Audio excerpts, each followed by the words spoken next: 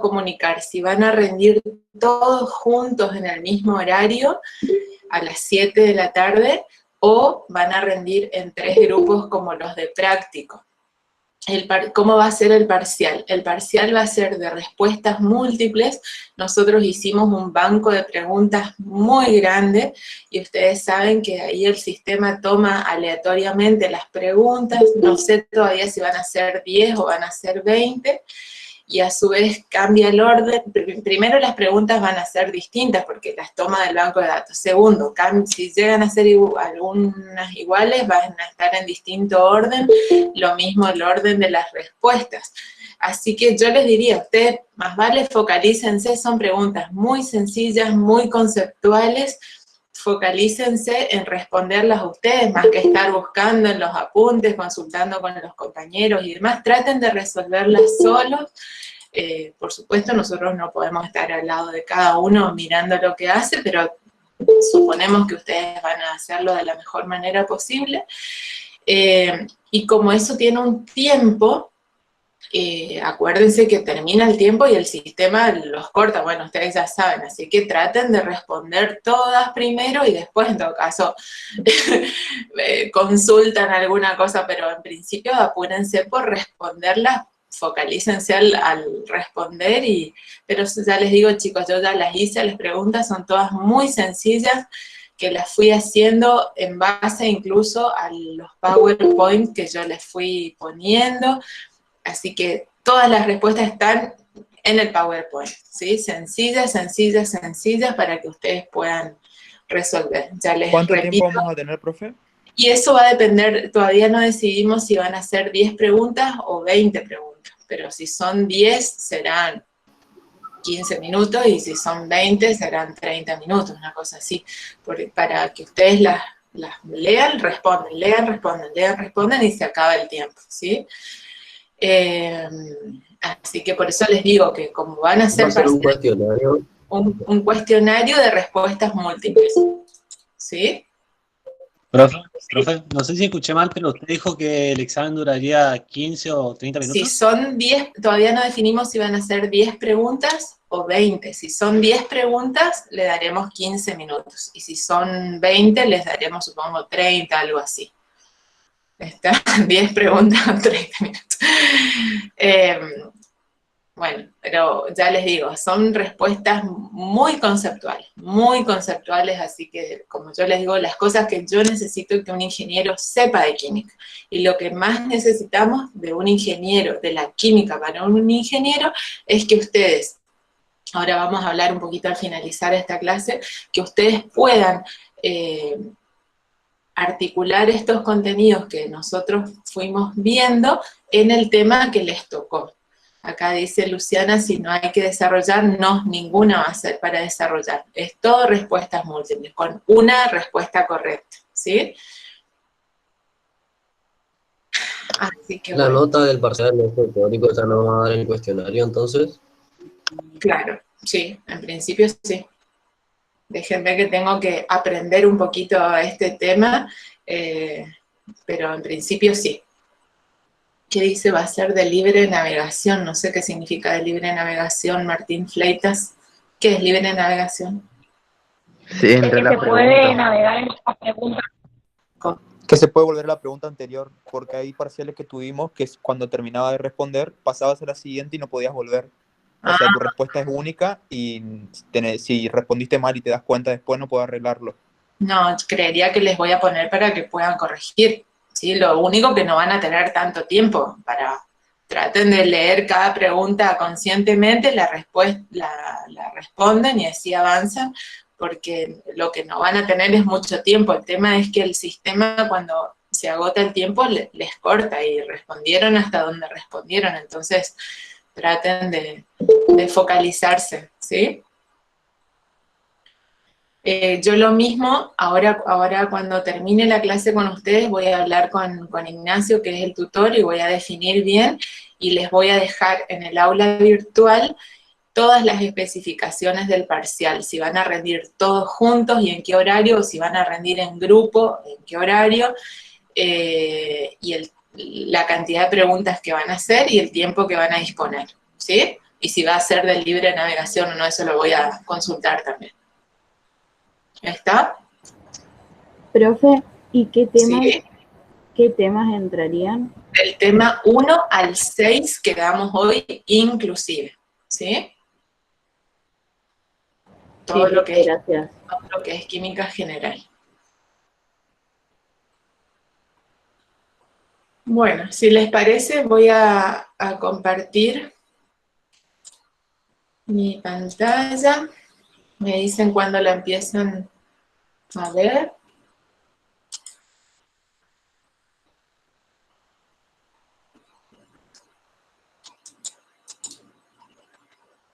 ¿Están viendo ya, chicos, o no todavía? No todavía, profe. No, profe, todavía no. Sí, parece que está por compartir.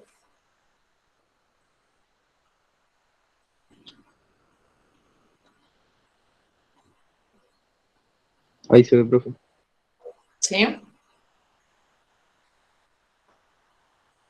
Sí se ve. Sí, profe, se ve. Ahí está. ¿Sí? Bueno. Y ahí está maximizado. Sí, ¿no?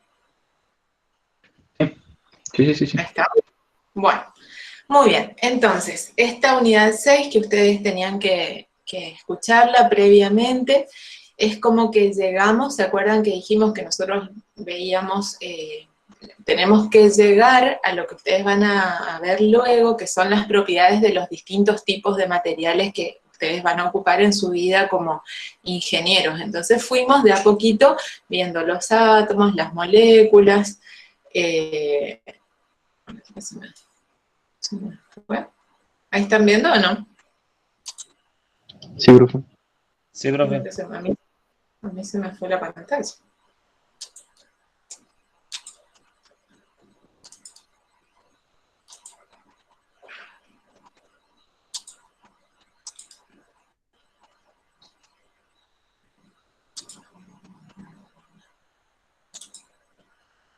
Ahí está. ¿Lo ven bien ahí? Unidad 6, presentación 1. A ver, se me fue. ¿Ven bien? Sí, Sí, profe. profe. Entonces, vamos a ir viendo un poquito este tema 6 con el que terminamos la parte de química general.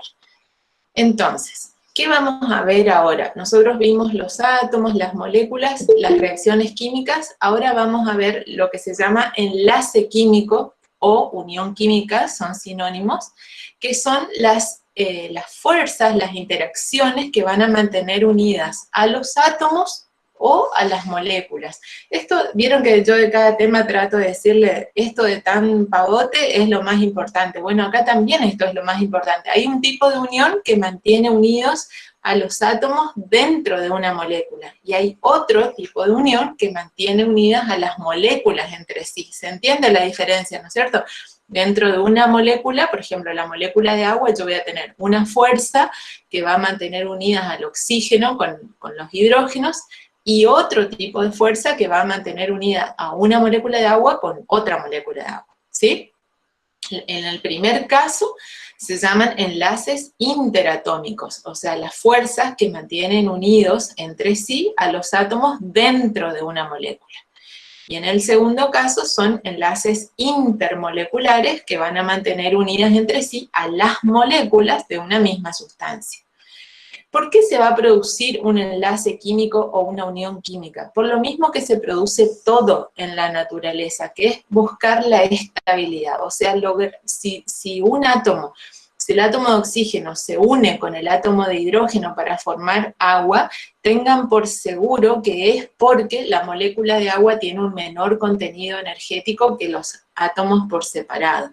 Por eso se unen, porque todo en la naturaleza trata de estar en un estado más estable, o sea, de menor contenido energético. ¿Está? Eso es muy importante. Lo mismo, las moléculas se van a atraer entre sí tratando de lograr un menor contenido energético.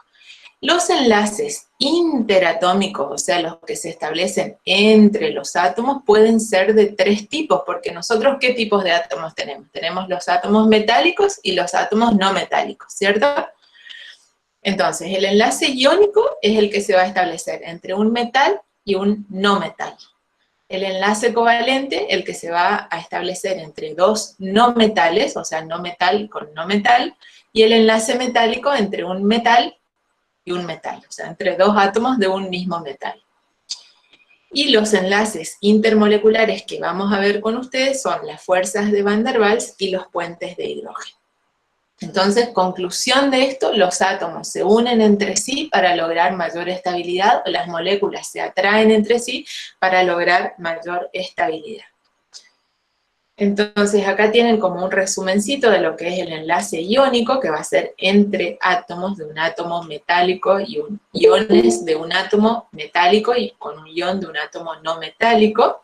Esto, si ustedes recuerdan, es lo mismo que vimos cuando vimos el tema 3. ¿Se acuerdan que vimos los cristales iónicos, los cristales covalentes, los cristales metálicos? Estamos hablando ahora de las fuerzas que van, o sea, de los enlaces que van a operar entre esos átomos, que las mencionamos ya en el tema 3, pero ahora las damos con mayor intensidad. En el caso de los enlaces covalentes son átomos no metálicos que se van a unir, y en el caso del enlace metálico son átomos metálicos del mismo metal que se van a atraer.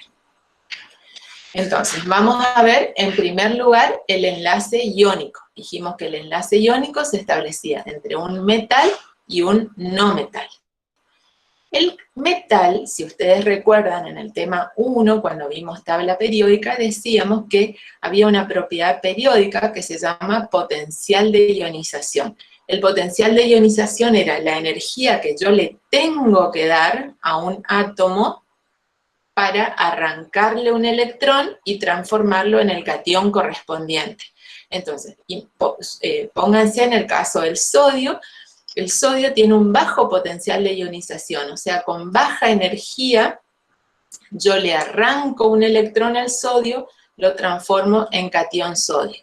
Y si ustedes ven la configuración electrónica del catión sodio, ¿por qué era fácil arrancarle un electrón? Porque tiene un electrón sueltito en la última capa, ¿se acuerdan? Que está por eso en el grupo 1. Cuando yo le arranco este electrón, queda con esta configuración, que es la del gas noble más próximo en la tabla periódica, que es el neón, si no me confundo. ¿Sí? Por el contrario, un no metal como el cloro, por ejemplo, que tiene esta configuración electrónica, ¿cuántos electrones tiene en la última capa, o sea, en la 3? Tiene 5 más 2, ¿tiene? 5 más 2, ¿tiene? 7. 7 en total. ¿Cuánto les falta para completar 8 y llegar al octeto? 1. 1. Entonces, fácilmente el cloro neutro capta un electrón y se transforma en anión cloruro, desprendiendo una energía que se llama electroafinidad, y queda con la configuración del gas noble más próximo también. Entonces, cuando yo enfrento un metal que fácilmente cede un electrón con un no metal que tiene mucha tendencia a captar el electrón, se transforman en catión y en anión, y ambos alcanzan la configuración del gas noble más próximo. ¿Se entiende ahí que al unirse el catión sodio con el anión cloruro, yo obtengo un menor contenido energético? ¿Lo ven acá visualizado con las configuraciones?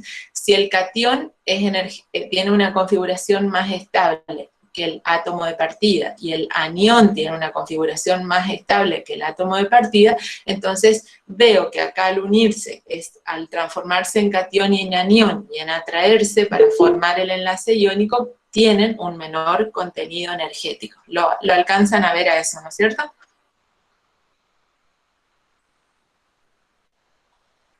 Sí, profe. ¿Se entiende? Muy bien. Entonces, ¿qué características van a tener los cristales iónicos? Acá vayan a los apuntes del tema 3 y van a ver que es exactamente lo mismo que ya fuimos mencionando. En un cristal iónico yo voy a tener cationes y aniones unidos por ¿qué tipo de fuerzas? Fuerzas que se llaman electrostáticas. Son las fuerzas que actúan cuando yo tengo cargas de signo opuesto. Electrostáticas, o también llamadas culómbicas, ¿sí? Esas fuerzas son bastante intensas porque atraen atraen cargas de signo opuesto. Dentro de esa molécula que ahora vamos a ver que no es una molécula como tal, sino una red cristalina, los iones mantienen su individualidad. O sea, esos iones voy a tener catión, anión en los nodos del retículo cristalino, formando no una molécula aislada, sino lo que decíamos una red cristalina, una distribución tridimensional infinita de cargas positivas y negativas, donde el número de cargas positivas tiene que ser igual al número de cargas negativas, porque el cristal es eléctricamente neutro, ¿cierto? O ustedes tocan un salero con cloruro de sodio y les patea el cloruro de sodio. No, ¿no es cierto? No. A pesar de que tenemos división de cargas, como el número de cargas positivas y negativas es el mismo, se anulan. ¿Cómo se van a ordenar esos iones en el retículo cristalino? Van a ir siguiendo, según su tamaño, el empaquetamiento más compacto que puedan tener. O sea, forman un edificio cristalino, así se le dice, que sea lo más compacto posible. Y eso determina su geometría interna, de lo que a su vez depende la geometría externa que tenga el cristal. Se llama índice de coordinación al número de iones de un signo que rodean a los iones de signo opuesto. O sea, si está rodeado por 3, por 4, por 5, lo que sea. Y lo que sí es importante es que a mayor diferencia de electronegatividades, o sea, cuando yo tenga un átomo metálico bien a la izquierda, con un átomo no metálico bien a la derecha, o sea, la diferencia de electronegatividad es muy alta, tanto más positivo va a quedar ese catión y tanto más negativo va a quedar ese anión, y por lo tanto la fuerza del enlace va a ser mayor. Acá tienen el ejemplo de lo que es el edificio cristalino del cloruro de sodio, por ejemplo, ¿sí? Y abajo creo que es cloruro de cesio, no puedo mirar acá me tapa la imagen, ¿sí? Van a obtener distintos cristales según cuáles sean los átomos enlazados. Calcio y flúor, dice profesor. Ah, bueno, no veía justo, ¿sí? Calcio y flúor, fluoruro de calcio entonces. Me aparece. Creo que puedo ocultar. ¿Cómo me decís? Lo que dice ocultar, ¿no le quita eso o vuelve a aparecer? Ah, muy bien, ahí puse ocultar, sí. Entonces, fluoruro de calcio, perfecto, ¿sí? Esta grande naranja sería el calcio y las chiquititas son flúor. ¿Está? Acá el flúor es, flúor, creo que les dije al revés, el flúor es la grande porque es el elemento que está más a la derecha, que es más grande, ¿se acuerdan? El tamaño de los iones crece hacia la derecha, el flúor es más grande, el calcio es más pequeño. Lo mismo acá, el sodio es más pequeño, el cloro es más grande.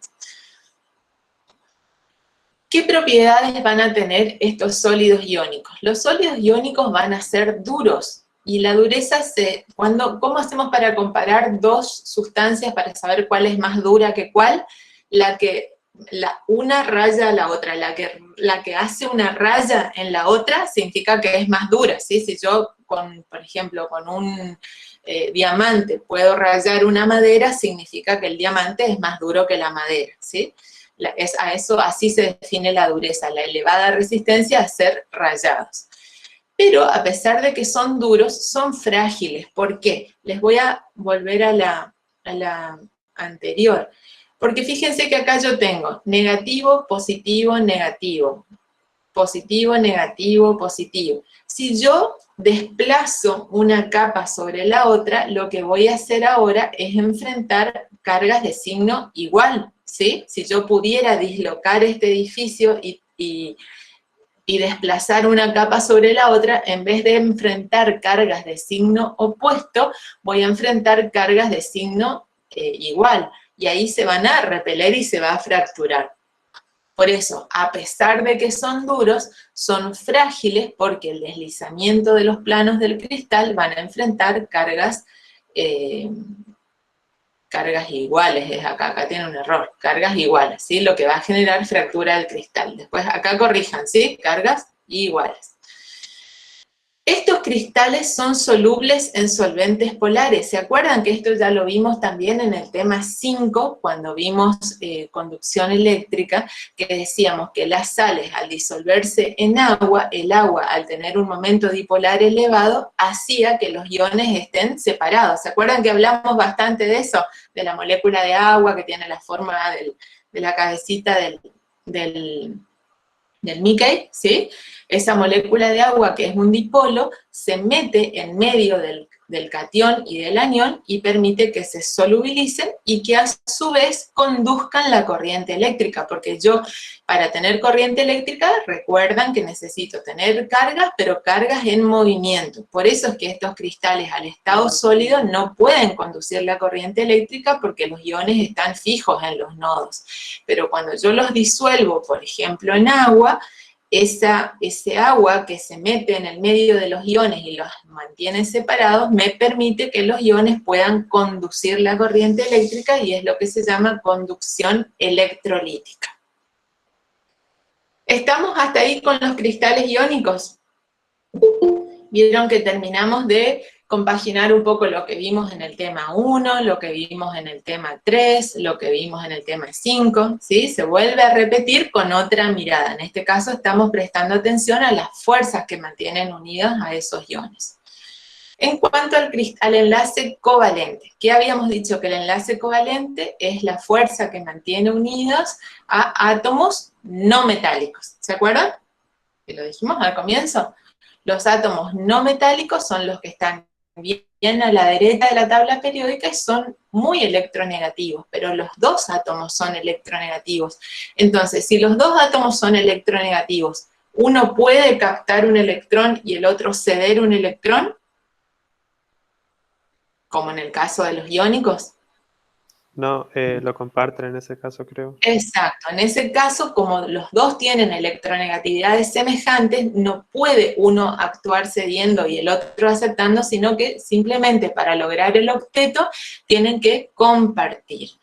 Y va a suceder que yo pueda tener átomos iguales, o sea, una molécula donde los dos átomos sean iguales, por ejemplo, la molécula de cloro, la molécula de hidrógeno, la molécula de oxígeno, donde ambos átomos tienen la misma electronegatividad, o puedo tener átomos diferentes, por ejemplo, en la molécula de agua, que yo tengo oxígeno y tengo hidrógeno, la molécula de ácido clorhídrico, donde tengo cloro y tengo hidrógeno, donde los átomos son diferentes, o sea, tienen electronegatividades distintas, pero la diferencia de electronegatividad no alcanza para que uno pueda ceder y el otro pueda aceptar, ¿sí? Por eso siguen compartiendo. Lo mismo, cada átomo siempre, luego de esa compartición, adquiere la configuración electrónica del gas noble más próximo, por eso la unión covalente también lleva a un menor contenido energético. Los enlaces covalentes pueden ser de 4 tipos: simples, dobles, triples y un caso especial que son simples, fíjense, es el caso, por ejemplo, del agua. El átomo de oxígeno está en el grupo 6, tiene entonces ¿cuántos electrones en su última capa? 2. El oxígeno está en el grupo 6, tiene en su última capa estos que son marroncitos, amarillos o marroncitos, que serían 6. ¿Sí? Y el hidrógeno que está en el grupo 1, ¿cuántos electrones tiene en su última capa? 1. 1, tiene un solo electrón en realidad. Entonces, el oxígeno que tiene 6, ¿cuánto le falta para alcanzar la configuración del gas noble más próximo? 2. 2. Y el hidrógeno que tiene 1, al único que no puede tener 8, obviamente, va a tener 2, como es el caso del helio, le falta 1, ¿sí? Entonces, se unen el oxígeno con 2 hidrógenos, comparten, acá este par se forma por el aporte de un electrón del hidrógeno y un electrón del oxígeno, lo mismo acá, y si ustedes cuentan ahora para el oxígeno tiene 2, 4, 6, 8, alcanzó la configuración del gas noble, y el hidrógeno tiene 2, alcanzó la configuración del helio, que sería su gas noble más próximo. ¿Está? Pero este enlace es un enlace simple. Un enlace simple está formado por un par electrónico. En el caso de la molécula de oxígeno, cada átomo de oxígeno tiene 6 electrones. A cada átomo de oxígeno le faltan 2, entonces van a formar una unión doble. Este sería un par de enlace, este sería otro par de enlace. Y en el caso de la molécula de nitrógeno, que está en el grupo 5, tiene 5 electrones en su última capa, le faltan 3. Entonces se enfrenta a otro átomo de nitrógeno que le pasa lo mismo, comparten 3 pares de electrones, y ahora este nitrógeno de la izquierda tiene 1, 2, 3, 4, 5, 6, 7, 8. Y lo mismo el nitrógeno de la derecha. Ven cómo luego de la compartición, ambos átomos de nitrógeno alcanzan 8 electrones en su última capa. ¿Se entiende? Sí, profe. ¿Sí? Sí, profe. Bueno, y hay un caso particular de los enlaces covalentes que se llaman enlaces coordinados o dativos, que se da, no lo van a ver tanto ustedes, pero en algunos casos donde, fíjense, el trifluoruro de boro, el boro está en el grupo 3, ya formó 3 enlaces covalentes con el flúor, pero sigue teniendo 6, ¿sí? Compartió 3 pares de electrones, tiene 6, no puede tener 8 porque no tiene más electrones libres. En cambio, el nitrógeno, que está en el grupo 5, cuando forma el amoníaco, va a tener 3 enlaces covalentes con los hidrógenos, ahí tiene 6, pero le están sobrando 2 electrones. Entonces, cuando se unen 2 moléculas donde una ya no puede sacar electrones de ningún lado y a la otra le sobra un par, van a ser un caso especial donde el nitrógeno completo va a ceder el par entero en vez de ser 1 y 1, ¿sí? Ven, por eso acá se pone una flechita, ven que acá muestra una flechita donde se indica que el nitrógeno le cede al boro el par completo, pero lo mismo se cuenta, cuando nosotros contamos 1, 2, 3, 4, 5, 6, 7, 8, este par, aunque lo aporte totalmente el nitrógeno, una vez que se establece la compartición, pertenece a uno o a otro indistintamente. ¿Se entiende? Solo que va a haber una molécula que dona el par, que en este caso sería el amoníaco, y otra molécula que acepta el par completo, que en este caso es el trifluoruro de boro, que lo acepta. ¿Está?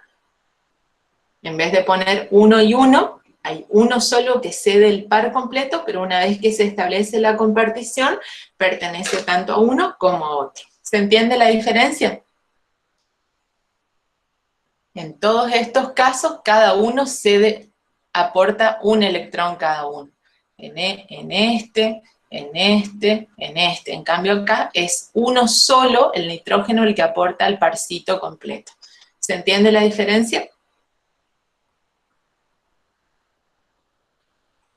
Sí, profe. ¿Sí? Sí, profe. Bueno, muy bien.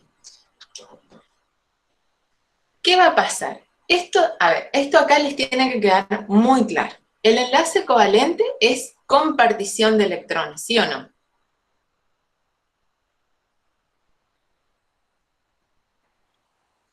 ¿Sí? El enlace covalente es compartición de electrones. No es un enlace iónico donde uno cede un electrón y el otro acepta un electrón, ¿sí? Son dos situaciones distintas.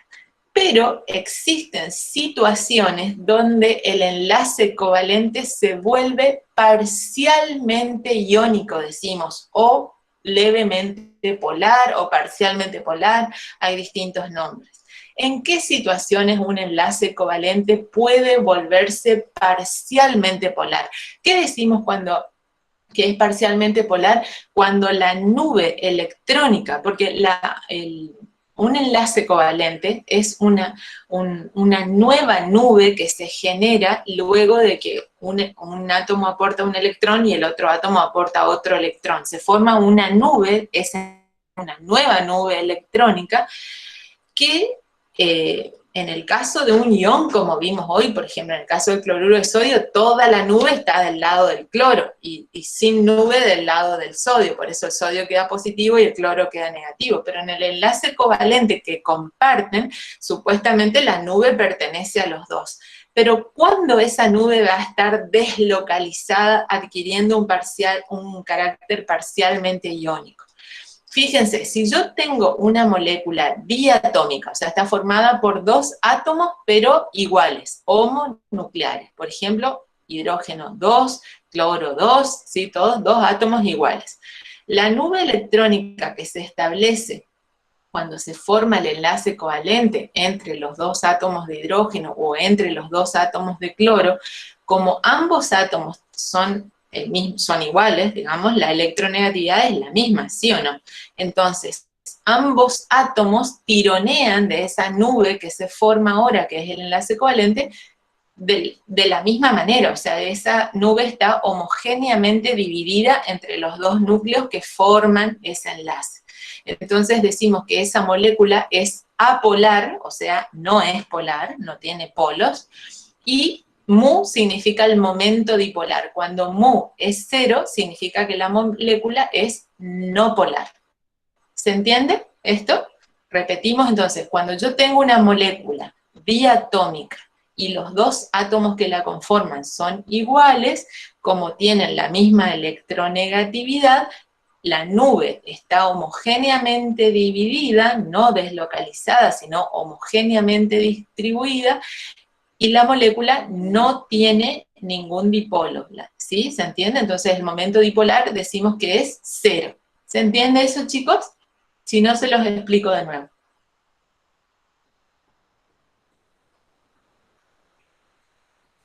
¿Se entiende, profe? Sí, profe, ¿podría repetir? Repito otra vez, entonces, cuando estamos hablando de enlaces covalentes, el enlace covalente es la compartición de electrones, ¿sí? Entonces yo voy a tener una nube, que es ese enlace covalente, que envuelve a los dos átomos que hacen ese enlace covalente.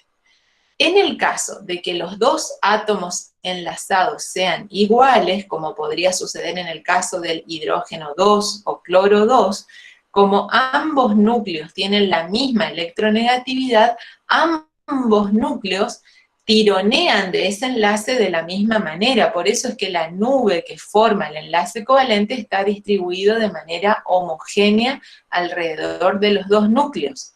Cuando eso sucede así, decimos que la molécula es apolar, o que es lo mismo que decir que tengo una molécula no polar, y se expresa con mu igual a 0. Cuando mu es igual a 0, que es la resultante, digamos, de esta distribución de fuerzas, significa que la molécula no tiene ningún dipolo. ¿Se entiende? ¿Quedó un poquito más claro ahí?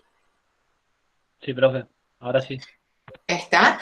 En cambio, cuando yo tengo una molécula también diatómica, pero los átomos que la forman son distintos, por ejemplo, el ácido fluorhídrico, el ácido clorhídrico, el agua, etc., siempre va a haber uno de los átomos que es un poquito, aunque sea más electronegativo que el otro. No puede ser muy electronegativo, no puede ser tanta la diferencia de electronegatividades, porque si no vamos a tener un enlace iónico, y acá estamos hablando de un enlace covalente. O sea, en todo momento lo mismo siguen compartiendo, solo que uno de los átomos tironea más de esa nube que se forma y queda sobre ese átomo ven que acá no dice negativo, dice delta negativo, o sea, como parcialmente negativo, y este queda parcialmente positivo, porque este átomo es un poco más electronegativo, tironea de la nube electrónica que se formó al compartir para formar el enlace covalente,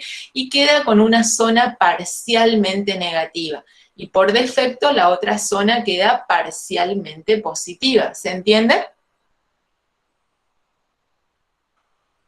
Sí, profe. ¿Sí?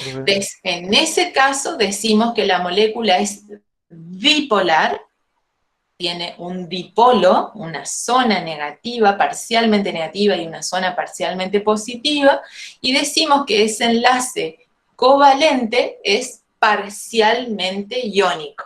En este caso no, era puro, covalente puro, está totalmente distribuido de manera homogénea. Acá no está tan homogénea, la nube está más desplazada hacia el átomo más electronegativo, generando un centro parcialmente negativo, y por defecto un centro parcialmente positivo.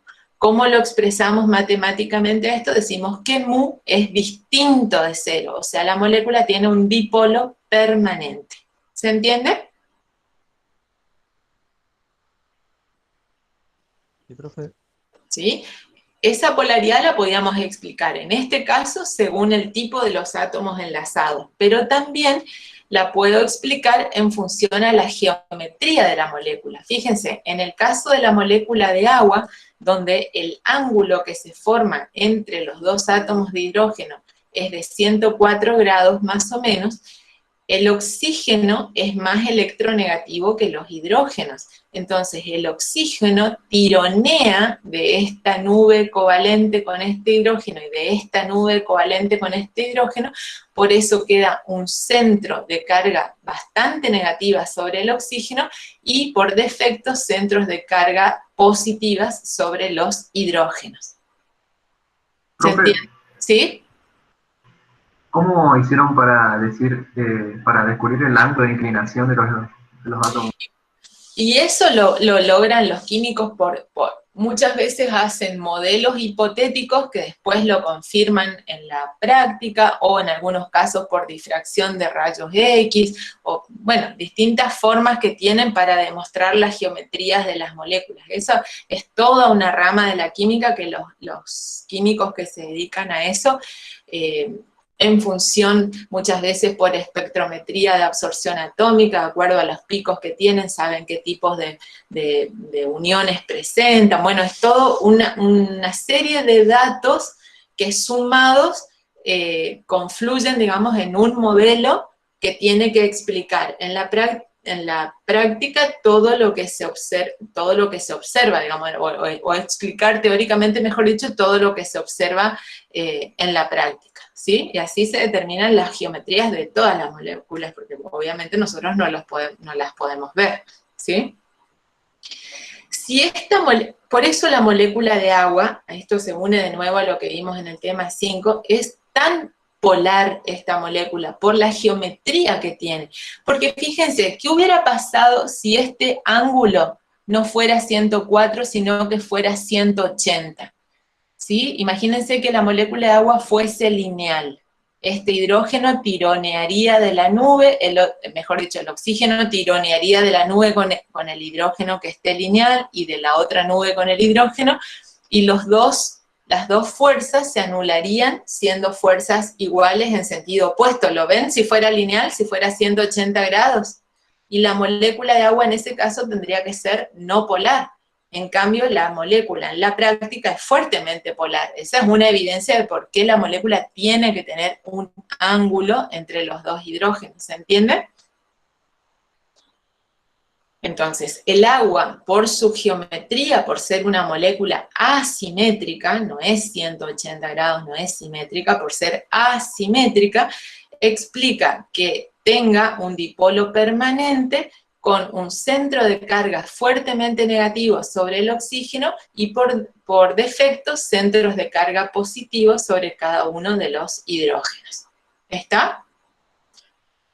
En cambio, en el caso del tetracloruro de carbono, también yo tengo átomos diferentes. El cloro es distinto que el carbono, y el cloro es bastante más electronegativo que el carbono, solo que en este caso, como todos los ángulos son iguales, este cloro tironea de este enlace, este cloro tironea de este enlace, este de este y este de este, pero lo hacen todos con la misma intensidad y los vectores se anulan y por eso la molécula termina siendo apolar o no polar y su momento dipolar igual a 0. ¿Se entiende?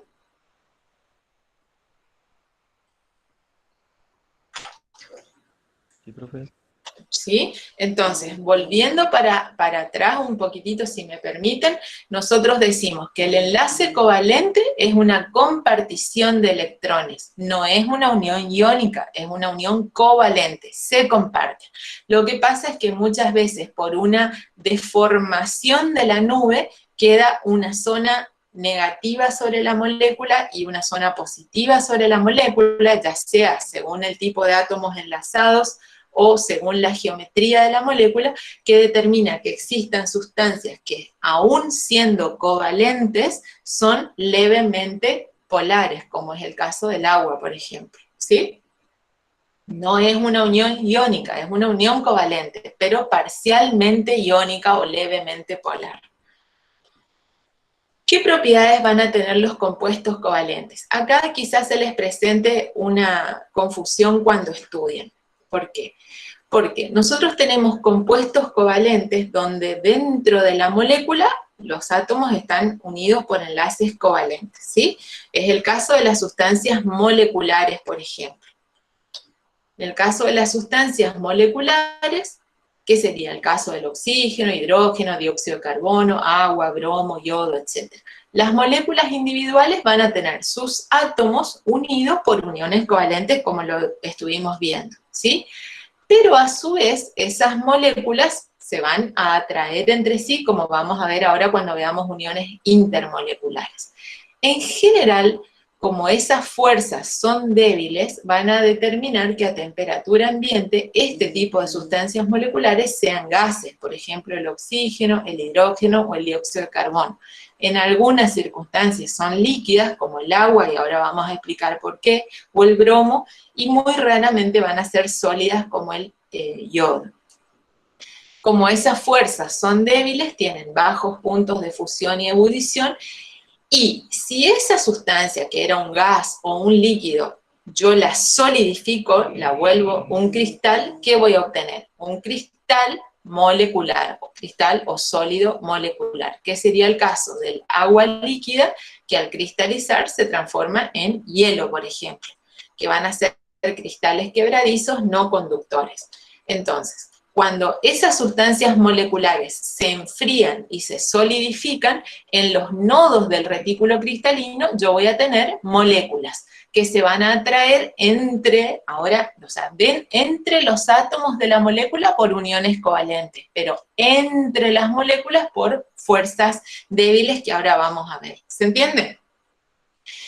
Y después, otro caso que yo tengo también donde hay uniones covalentes es el caso de los cristales covalentes, que si bien la unión es covalente, el cristal es totalmente distinto, porque en los nodos no voy a tener moléculas, sino que voy a tener átomos.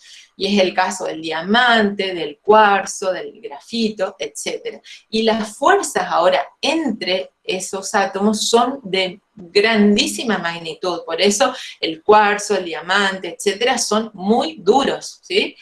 Van a tener elevadísimos puntos de fusión, elevada dureza, y normalmente no conducen la corriente eléctrica, excepto el grafito, que ahora vamos a explicar por qué. Acá tienen ejemplos de cuarzo, diamantes y el caso del grafito. La diferencia entre el diamante y el grafito es, en ambos casos son moléculas puras de carbono. ¿Qué hace que el diamante tenga estas características espectaculares y el grafito, pobrecito, no sea tan bonito, pero tenga otras aplicaciones? En el caso del diamante, yo voy a tener, para los chicos que vieron algo de química orgánica en el secundario, tienen una hibridación sp3, o sea, cada átomo de carbono está enlazado con 4 átomos de carbono. En cambio, en el grafito, cada átomo de carbono está enlazado con 3 átomos de carbono.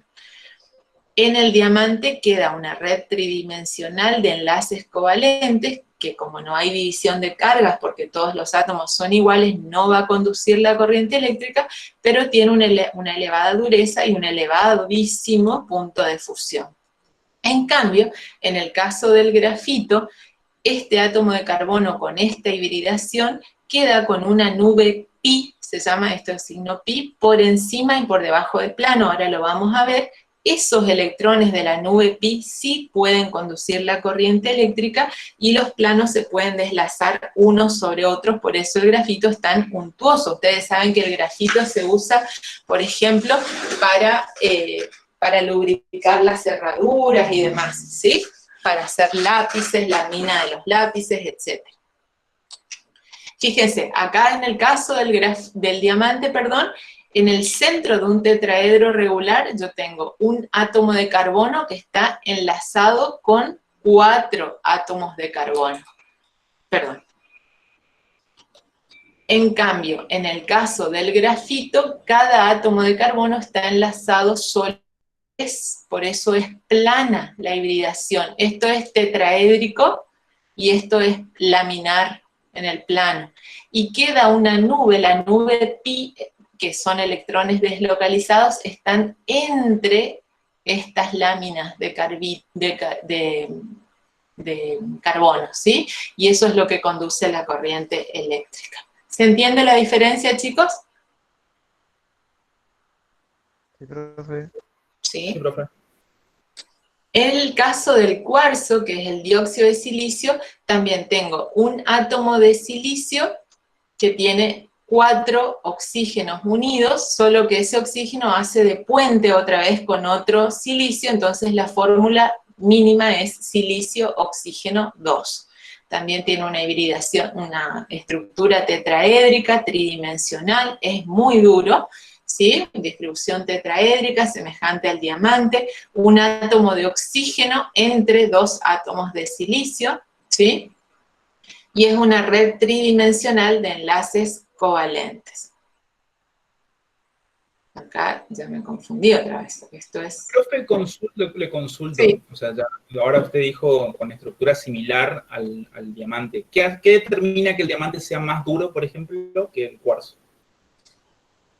Que el cuarzo, porque la unión covalente en el caso del diamante, al ser todas uniones del mismo tipo, es más fuerte, la unión covalente entre átomos iguales es más fuerte que entre átomos distintos, como es en el caso del dióxido de silicio.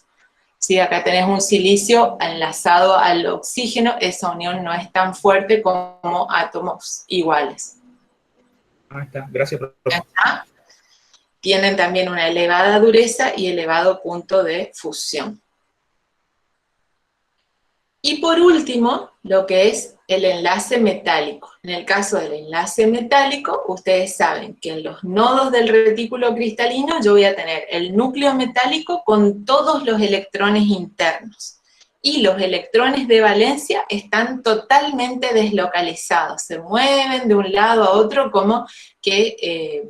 como forman una masa que se mueve, todos los electrones de valencia pueden ir para un lado o para el otro, según la fuerza, según cómo yo los atraiga externamente. Por eso es que los metales son tan buenos conductores de la electricidad, ¿sí? Las propiedades de los metales, esto ya lo vimos, alta conductividad eléctrica. En este caso la conducción la llamamos conducción metálica o de primera categoría. Los metales son muy maleables y son dúctiles, o sea, los puedo estirar en láminas o en hilos.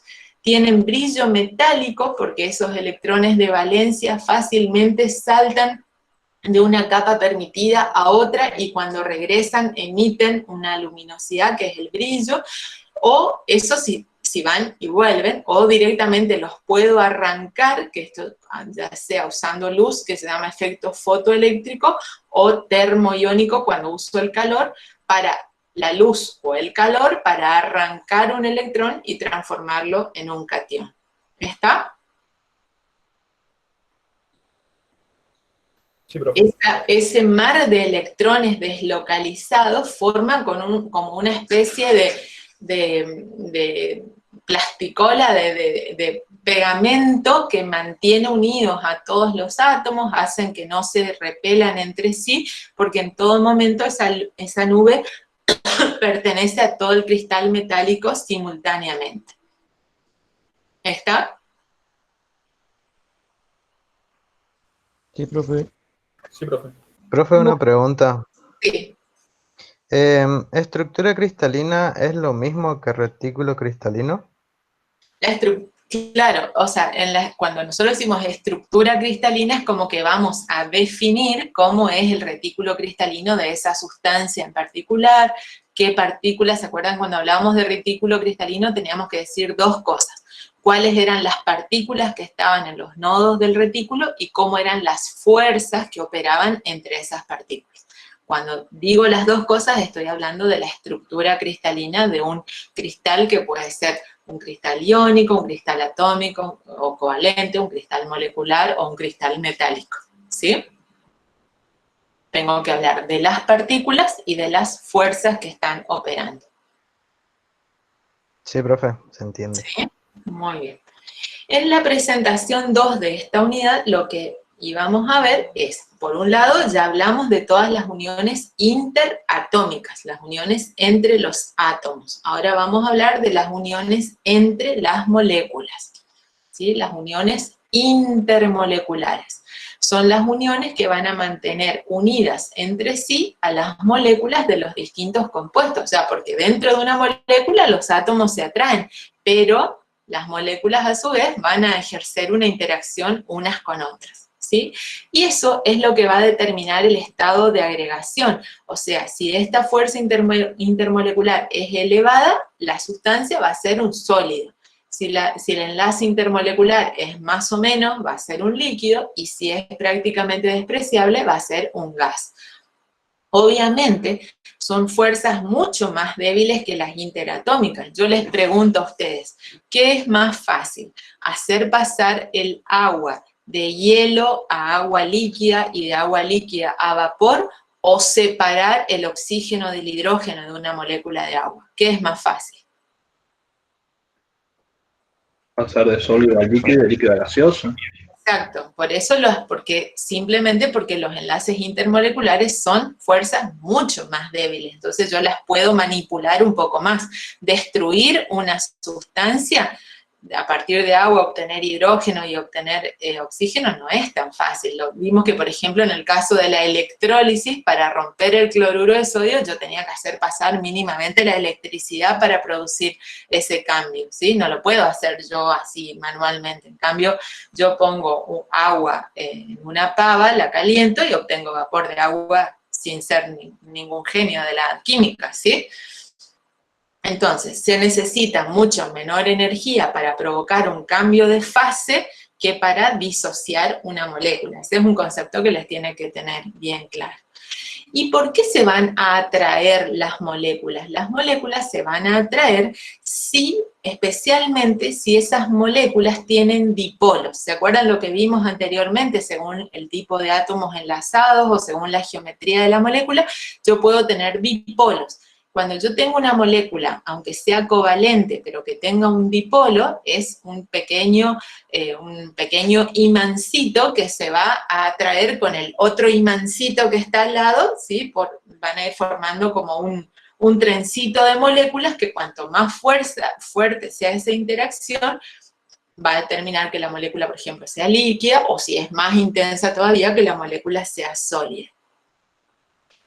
Entonces, vamos a ver dos tipos de uniones intermoleculares. Las fuerzas de Van der Waals, que la estudió este científico tan importante de la química, que dijo que las fuerzas entre las moléculas dependen de la existencia de dipolos, ¿sí? De esa división de cargas dentro de las moléculas, aun cuando la molécula sea covalente. Por ejemplo, si una molécula tiene un dipolo permanente, ¿sí? Donde tengo siempre, al ser las moléculas distintas o según la geometría o lo que sea, un centro de carga negativo y un centro de carga positiva, cuando esta molécula se enfrente a esta otra, se van a atraer como si fueran iones, pero no alcanzan a ser iones, son dipolos. ¿Se entiende la diferencia, no es cierto?, entre dipolo y ion, ¿sí? En el ion yo tengo catión y anión. En un dipolo yo tengo un centro de carga negativo y un centro de carga positiva. Entonces, si yo enfrento dos moléculas que son polares, se va a establecer lo que se llama atracción dipolo-dipolo, ¿sí? El centro de carga negativa de este va a atraer al centro de carga positiva de este. Si yo tengo una molécula bipolar como el agua, pero se enfrenta a una molécula que no es polar, que es apolar, esta, al estar con ese centro de carga positivo y negativo diferenciado, va a inducir en esta molécula que originariamente era apolar, la formación de lo que se llama un dipolo inducido. ¿Inducido por quién? Por esta que tenía un dipolo permanente, ¿se entiende? Entonces se va a establecer una interacción dipolo inducido. ¿Se entiende? Sí, profe. ¿Sí? En este caso es más fácil, ya es una interacción dipolo-dipolo porque las dos moléculas tienen un dipolo permanente. En este caso, que una tiene un dipolo permanente, pero la otra no, la que tiene el dipolo permanente le induce a la otra la formación de un dipolo inducido y se establece lo mismo, una interacción dipolo inducido. Ahora, ¿qué pasa? En las moléculas que son no polares totalmente, como por ejemplo el tetracloruro de carbono, no se atraen, no interaccionan entre sí, al no tener ningún dipolo no se atraen, y no, este señor que se llamaba London, descubrió, postuló, mejor dicho, que como aún en las moléculas que son totalmente apolares, como la unión química, ustedes imagínense en su cerebro que la unión química, los electrones no es que se frenan y forman la unión química y quedan quietos, los electrones siguen girando, ¿sí o no? Entonces puede formarse en algún momento en una molécula, aunque sea totalmente apolar, que no tenga dipolo, en un momento por esa dispersión de cargas, se puede llegar a formar mínimamente un dipolo, que se llama dipolo instantáneo porque es muy fugaz. Y una vez que se formó en una de esas moléculas un dipolo instantáneo, inmediatamente va a inducir en la de al lado un dipolo inducido. ¿Se entiende? O sea, lo que quiere decir London es que por más que las moléculas sean totalmente apolares, que no tengan ningún dipolo, por el hecho de que las uniones químicas son electrones en movimiento, lo mismo, fugazmente puede quedar un pequeñísimo centro de carga negativa y un pequeñísimo centro de carga positiva. Y eso que se forme fugazmente, inmediatamente va a inducir a la molécula de al lado también a deslocalizar un poquito sus cargas e interaccionar las dos moléculas que en principio eran totalmente apolares. ¿Se entiende?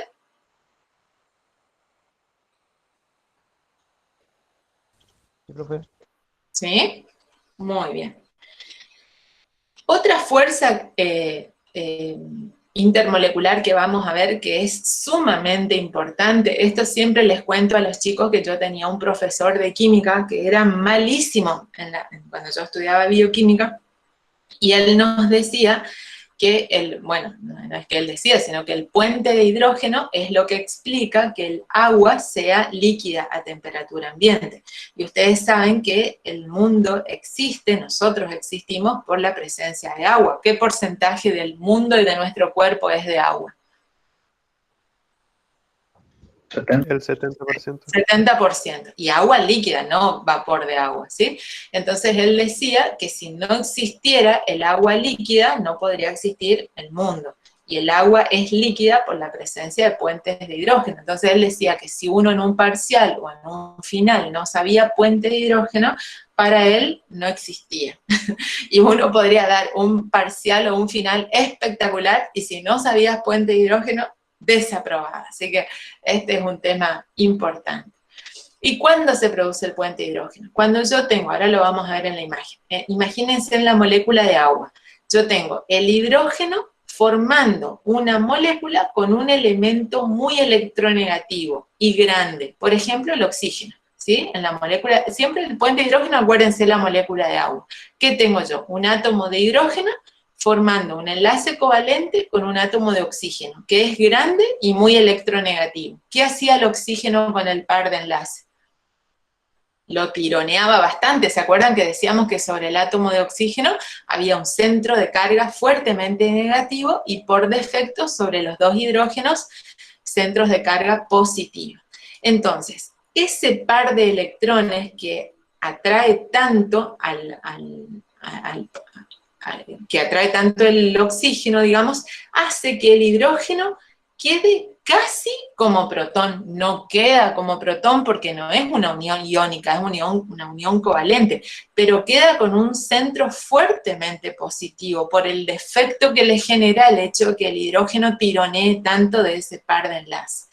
Entonces, fíjense acá, nosotros tenemos la molécula de agua, que hace que sobre el átomo de oxígeno un centro fuerte de carga negativa. El hidrógeno queda fuertemente positivo, casi como protón. Entonces, ¿qué pasa? Cuando yo enfrento una molécula de agua donde uno de los hidrógenos, o los dos hidrógenos en realidad, está casi como protón y se enfrenta con otro oxígeno que está muy negativo, este hidrógeno hace de puente entre esta molécula de agua y esta molécula de agua. ¿Lo ven? En todos los casos, el átomo de hidrógeno, que es pequeño y unido a un átomo grande y electronegativo, queda con una carga bastante positiva que es atraída por el otro átomo que está negativo y así sucesivamente. Entonces el átomo de hidrógeno hace de puente entre dos moléculas de agua. ¿Se entiende? Sí, profe. ¿Sí? ¿Y por qué es importante eso? Fíjense, en este gráfico nosotros tenemos temperatura en función de masa molecular. Acá tenemos, si ustedes se fijan en el grupo 6, sería H2 oxígeno, H2 azufre, H2 selenio, H2 teluro, H2 polonio, ¿sí? Todos los elementos del grupo 6 que forman moléculas semejantes al agua. Y ven que en este caso el punto de fusión aumenta con el aumento de la masa molecular. Lo mismo el punto de ebullición aumenta con el aumento del peso molecular. Fíjense, si nosotros extrapolaríamos acá a lo que tendría que tener el oxígeno, tendría que tener un punto de fusión de menos 95 grados Celsius. Y en la práctica, el agua, ¿cuál es su punto de fusión? Es 0, no es menos 95, ¿sí? Lo mismo, si teóricamente el agua tendría que tener un punto de ebullición de menos 72 y no es el punto real de ebullición del agua. El punto de ebullición real del agua es 100. ¿Y a qué se debe eso? Se debe a que en el agua las moléculas están atraídas por puente de hidrógeno, cosa que estas otras sustancias no lo tienen, no lo pueden formar, y eso explica que el punto de fusión del agua sea anómalamente, ¿se dice bien? ¿Dije bien? O anormalmente alto, 0 grado, cuando en realidad tendría que ser menos 95, y el punto de ebullición sea 100, cuando en realidad tenía que ser menos 72 si consideráramos solo su peso molecular.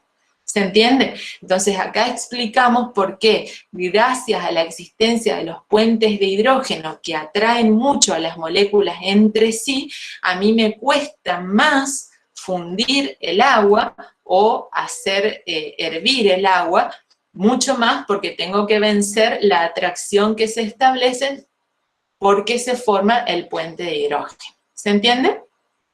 Sí, profe, una consulta. ¿La fuente de hidrógeno tienen relación con, por ejemplo, la tensión superficial del agua?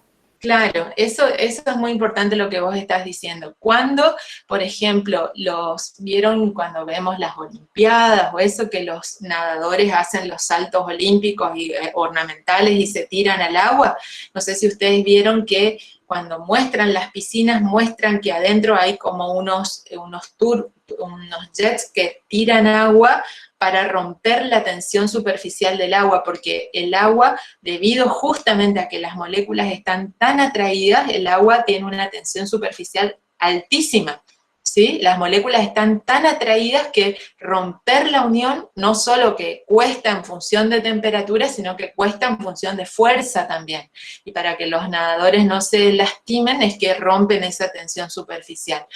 Lo mismo, gracias a que existen los puentes de hidrógeno, por ejemplo, un árbol gigante que tenga que absorber agua por sus raíces y llevar ese agua hasta la última hojita de la copa del árbol para que el agua con la luz y las sales pueda hacer fotosíntesis, si no existiera esos puentes de hidrógeno que van formando como unos trencitos de moléculas de agua, el agua hasta la última hojita llegaría como vapor y no podría hacer fotosíntesis, ¿sí? Entonces, por eso es que es una fuerza tan importante y nuestro profesor nos hacía salir mal si no sabíamos puente de hidrógeno. Realmente es una fuerza que explica la posibilidad de la existencia de vida en nuestro planeta, ¿sí?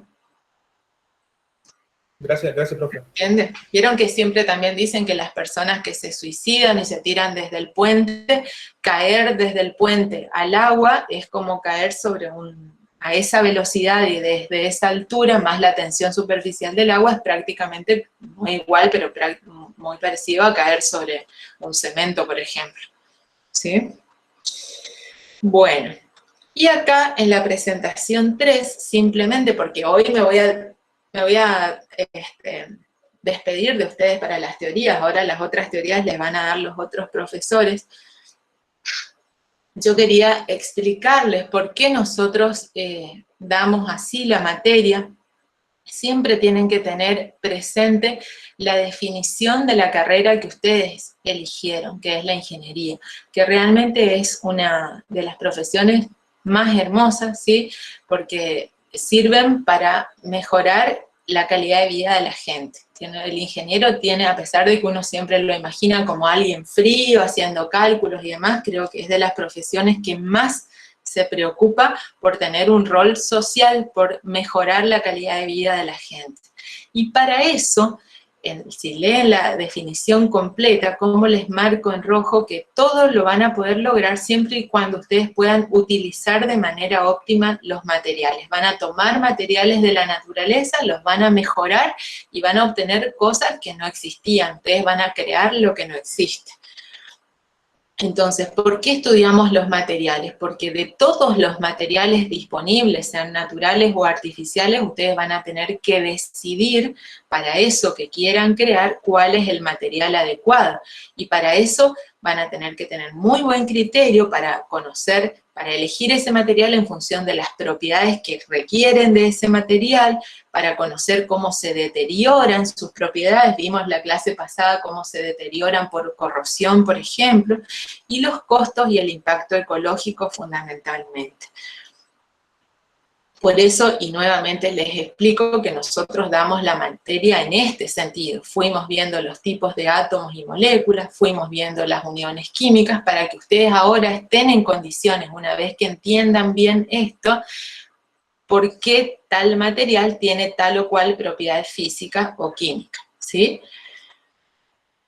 Química, fíjense, esta es la definición de química, es la ciencia básica que estudia la composición y propiedades de la materia. Entonces, ¿qué materia les va a explicar las propiedades de los materiales? Nosotros, ¿sí? Las transformaciones que la materia experimenta. Este es el ideograma chino que significa estudio del cambio, acá dice química. Entonces, un ingeniero es un ingeniero competente realmente. Nosotros queremos que ustedes sean ingenieros competentes, tienen que estar muy familiarizados con las características de los materiales, con las relaciones entre la estructura y las propiedades que presentan esos materiales, con las técnicas de procesamiento, y entonces sí van a ser ingenieros competentes y seguros para realizar las elecciones pertinentes. Y por eso vemos así, la materia está dividida en lo que es la química general, que va a dar sustento a lo que ustedes ahora van a empezar, que es la química aplicada, que ya la están viendo un poquito con los retos que aplican, que están abordando.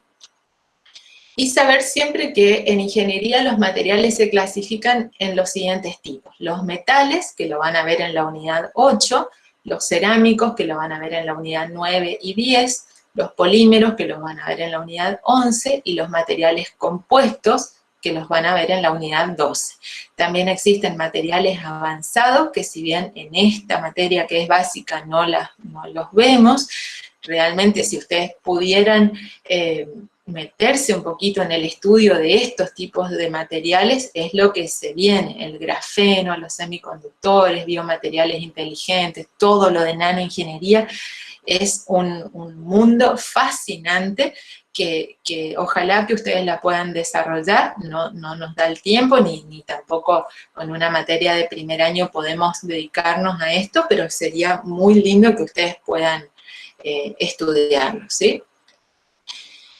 Esto es lo que yo les decía, el ingeniero es un actor social, es el que resuelve los problemas de la sociedad usando la ciencia y la tecnología, es el actor social que crea lo que no existe, ¿sí?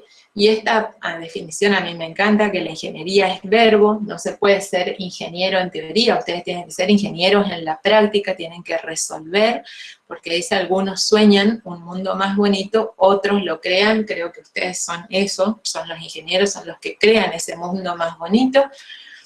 Y por favor, nunca se olviden de trabajar en condiciones de respeto a nuestro mundo, porque es el único que tenemos hasta ahora, así que hay que respetar el medio ambiente.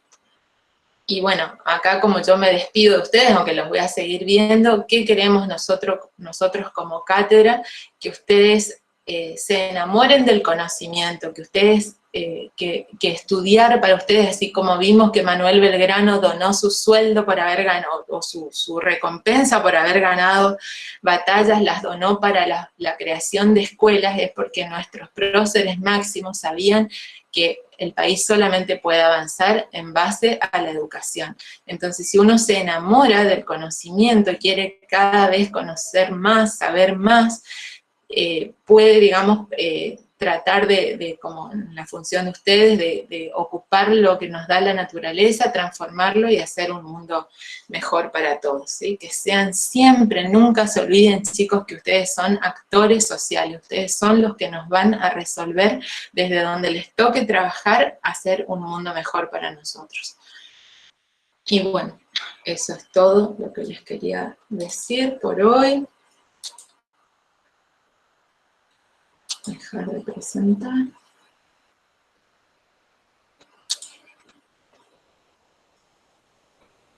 Volvimos, ahí dejé de presentar, ¿no es cierto? Sí, profe. Sí, profe. Bueno, chicos, ¿alguna consulta sobre esto? ¿Me dicen sus dudas?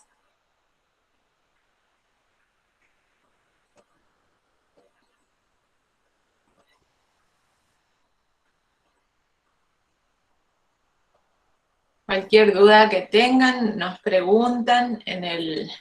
Profe, ¿Sí? a la hora de estudiar para el parcial, son más que nada conceptos, ¿no es cierto? Conceptos. O sea, Les repito ahora que están todos, cómo va a ser el parcial. Lo mismo les pido, por favor, que lean en el aula virtual, porque ahí les voy a poner bien los horarios, si es que van a rendir todos juntos o por grupos. ¿Está? Préstenle atención. Y el tiempo que van a disponer. Chicos, una vez que ustedes entran al cuestionario, el tiempo empieza a correr, ¿no es cierto? No se van a ir a atender la puerta, a atender el teléfono, nada en ese momento. El tiempo corre y cuando pasa el tiempo estipulado se les va a cortar, así que traten de ir resolviendo. Las preguntas, no sé todavía si van a ser 10 o van a ser 20 de respuestas múltiples, donde tengan 4 opciones por pregunta, donde una respuesta es la correcta, ¿sí? Puede ser que la respuesta correcta sea todas son correctas o ninguna es correcta, pero siempre, y eso ya el sistema les va a corregir directamente. Bueno, entonces, a ver, les voy a dejar en el aula virtual si van a rendir todos juntos o van a rendir en los 3 grupos, igual que como rindieron el práctico. Van a ser de respuestas múltiples, les voy a poner si van a ser 10 o van a ser 20 y el tiempo que van a disponer. Chicos, las preguntas, yo les pido a ustedes que ustedes lean el Word y escuchen los Power, porque digamos como que eso, yo no quiero que ustedes aprendan nada de memoria, yo quiero que ustedes puedan deducir cada cosa, ¿no es cierto? Pero las preguntas son muy conceptuales, nada traído de los pelos, nada raro, o sea, conceptos bien gruesos que nosotros queremos que ustedes tengan, ¿sí? Y bueno, sí. O sea que el parcial no va a ser mediante Zoom. No, va a ser ustedes directamente en el aula virtual, responder las respuestas múltiples. Por respuestas múltiples terminan de presentar y creo que el sistema ya les corrige ahí inmediatamente o casi inmediatamente. Bueno, gracias. Profe, consulto. ¿El 8 de octubre el parcial, profe? El parcial de teoría, ¿no? Es el martes que viene, que es 29, ¿no? 29. 29 de septiembre, primer parcial teórico. Lo tienen en el aula virtual en el cronograma también, chicos. Profe, consulto. Si eventualmente tuviéramos alguna duda ahora, producto de la relectura que vamos a hacer. Entra hasta la unidad 6. ¿Alguna clase de consulta se podrá hacer o...? Si quieren, a ver cuándo podría ser clase de consulta. ¿Cuándo tienen ustedes disponible? Yo podría el viernes, pero podría, supónganse, tengo un curso, podría ser a las 5 del viernes, si quieren. A las 17 horas quieren que ponga una clase de consulta por acá, por Google Meet. El viernes. Ah, no, pero ustedes tienen práctico. Antes del práctico, ¿a qué hora empiezan el práctico? ¿A las 5? Sí, a las 5. ¿Jueves? No, pero el jueves muy pronto, capaz no terminan de... ¿O quieren el lunes? ¿Cuándo prefieren? A mí el lunes me parecería bien, no sé. El lunes, Sí, entonces el lunes. les damos tiempo de leer todo. A ver, espérenme que me voy a anotar porque ya les voy a poner. Entonces, el lunes les parece a las 6 de la tarde, ¿puede ser el lunes? Por mí sí está bien, no sé qué los alumnos de turno tarde. ¿Cómo me decís que no te escuché, Leo? Que por mí bien, pero no sé qué horario tienen los alumnos de turno tarde. Lunes a las 6, ¿pueden más o menos? A las 19 podría ser, profe, porque tenemos 19. práctica de física. Bueno, pero a las 19 ¿pueden todos? Sí, profe. ¿Sí? Sí, profe. Bueno, lunes, ya mismo le voy a decir a Ignacio que ponga entonces lunes, 19 horas. Chicos, esperen que me voy a anotar porque mi cabeza no es lo mejor. Lunes, 19 horas, entonces vamos a poner clase de consulta de lunes. El lunes sería 28, ¿no? 28. A las 19 horas, clase de consulta. Les voy a poner el link y nos encontramos. Ustedes traten de anotarse, supongo que para ella van a tener todo estudiado, todas las preguntitas que tienen se las anotan, entonces no queda ninguna sin contestar, y tratamos de cualquier duda que haya quedado, lo resolvemos, ¿sí? Genial, profe, muchas gracias. Muy buena clase. Gracias. Bueno, chicos, nos vemos entonces. Profe, le ¿Sí? quería hacer una última consulta. Sí. Miré el cronograma y el segundo parcial práctico es el 30 del 10. Y también en el cronograma